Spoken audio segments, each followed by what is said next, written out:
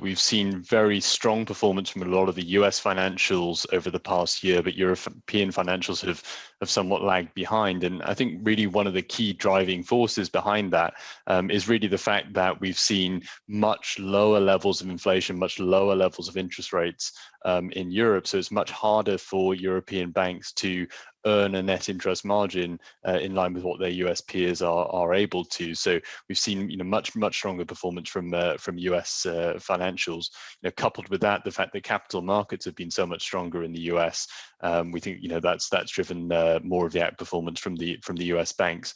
And I think if we look forward, we like both the US and the European financials, because we think both will benefit from loan growth as we start to see the pandemic recovery moving from one which is being driven by consumer spending towards one which is more about business investment.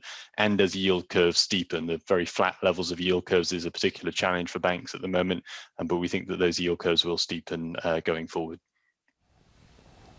Kiran, is there another really basic problem, and I don't want to turn our viewers off to sleep, but in the accounting of the assets on the book of European banks compared with US banks, it just seems to me that we've been talking about price to book discounts, huge discounts in the case of the likes of Commerzbank and Deutsche and a few other notable names for a very long time. Are we just not valuing the book value correctly on European banks? Should we take more losses, take more hits, and then we'd get actually nearer to what the market is pricing the value of these assets?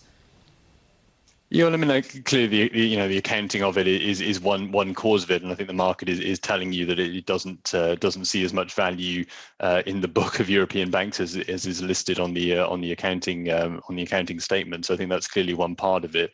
I mean, I think in terms of what's really going to drive the share price going forward, I don't know that any particular accounting adjustment is going to make that difference. I think investors are going to really look through that and look to the performance of the businesses, how much loan growth are they going to see, what returns can they earn on that book, I think is really what the investors are going to be focused on. And to date, that's been coming more strongly through for the US financials. But going forward, we think that performance will come through on both the US and the European financials. Kiran, there's been a little bit of soul searching as to whether the Fed really wants the US 10-year yield this low, but Jay Powell didn't really do anything to try and stir that yield higher yesterday in his commentary as he was speaking to lawmakers. But you point out that you believe that US 10-year yield will be 2% by the end of the year. How do we get to that level from the 1.3% we're trading at today? Yeah, well, I mean, it's interesting just to think back 4 months. We were at 1.75, and we all thought 2 was pretty close. And since then, we've seen inflation which has been higher and longer lasting than we expected, than the Fed expected. Yet, obviously, yields have come down all this way.